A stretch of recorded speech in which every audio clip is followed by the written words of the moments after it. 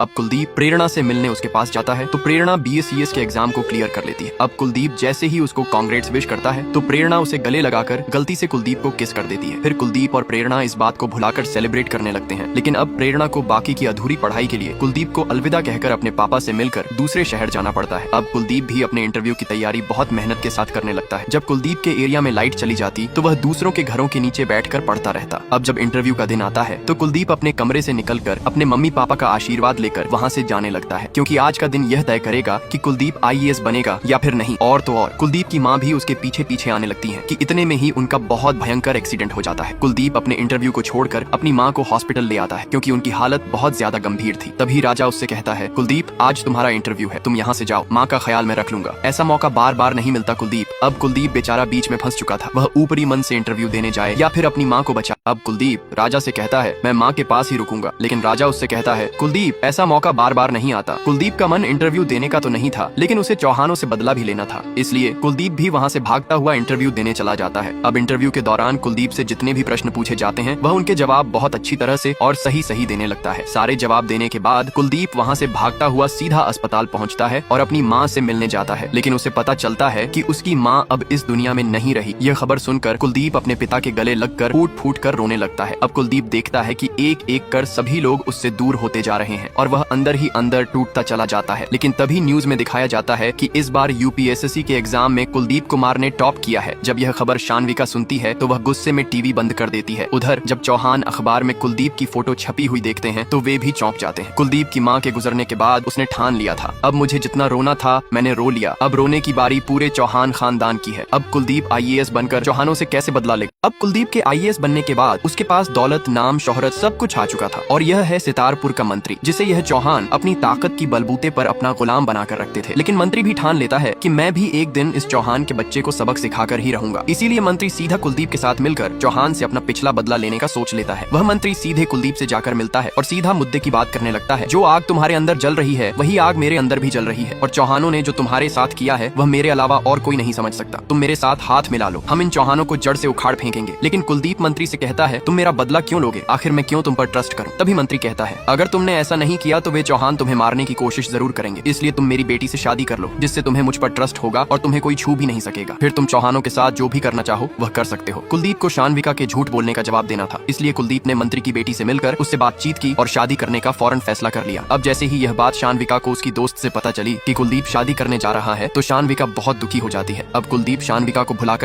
अब शानविका को जब अपनी एक दोस्त से पता चलता है कि कुलदीप मंत्री की बेटी माला के साथ शादी करने वाला है तो शानविका बहुत ज्यादा दुखी हो जाती है और अपने पति दुष्यंत के गले लगकर रोने लगती है। अब मंत्री चौहानों से बदला लेने के लिए अपनी कुछ लफंगे लड़कों को भेजकर चौहानों की बोट में छेद करवा देता है, जिससे कि बहुत बड़ा हादसा हो जाता है। अब जैसे ही ये बात कुलदीप को पता चलती है तो कुलदीप पुलिस की पूरी फोर्स लेकर फौरन वहाँ पहुँच जाता है और इस हादसे को देखते हुए चौहानों के सारे धंधे को बंद करवा देता है। और तो और कुलदीप चौहानों के खिलाफ एक वारंट भी निकाल देता है। अब अगले दिन मंत्री चौहानों के पास अपनी बेटी माला की शादी का कार्ड देने जाता है और उनसे कहता है, मेरी बेटी की शादी है और आप लोगों को जरूर आना है। मंत्री भी चौहानों को जलाने की एक भी कसर नहीं छोड़ रहा था। अब जैसे ही कुलदीप की शादी में चौहान आते हैं तो उन्हें पता चलता है कि शानविका का पति कुलदीप की शादी में चौकीदारी कर रहा है। यह देखकर दोनों चौहानों के बदन में आग लग जाती है। यह देखकर छोटे चौहान कुलदीप को धमकी देने लगता है, लेकिन कुलदीप ने तो ठान लिया था कि चौहान पर। अब कुलदीप और माला की शादी में चौहानों की बहुत ज्यादा बेइज्जती हो जाती है, जिसके बाद तुरंत चौहान अपनी कार में बैठकर बिना कुछ खाए पिए ही वहाँ से जाने लगते हैं। अब चौहान की इतनी बेइज्जती होने के बाद मंत्री काफी खुश होता है कि आखिर पहली बार चौहान को किसी ने इतना जलील किया है। लेकिन कुलदीप माला से शादी करने के बाद भी इस रिश्ते के बीच में नहीं आना चाहता था, इसलिए वह कमरे से बाहर चला जाता है। दूसरी तरफ चौहान को अपने एक साथी से पता चलता है कि कुलदीप ने चौहानों के सारे काले धंधे को हमेशा हमेशा के लिए सील कर दिया है और तो और उन सभी के खिलाफ FIR भी दर्ज करवा दी है। पुलिस हमें कभी भी पकड़ने आ सकती है। इस बात को सुनते ही चौहानों ने कुलदीप को टपकाने का प्लान बना लिया था। फिर अगले दिन कुलदीप यहाँ कुछ इन्वेस्टिगेशन करने आया होता है कि उसे बार बार अपने और शानविका के वो पल याद आने लगते हैं जब वे अकेले में छिपकर मिला करते थे। इतने में कुछ गुंडे मिलकर कुलदीप पर हमला करने लगते हैं, लेकिन कुलदीप भी हार मानने वालों में से नहीं था। वह इतनी तेजी से गोलियां चलाता है कि सभी गुंडे वहां से भाग जाते हैं। इसी दौरान पुलिस फोर्स के साथ साथ मंत्री भी वहां आ जाता है। अब कुलदीप चौहानों को इस हमले का जवाब भला कैसे देगा, यह जानने के लिए कमेंट करें।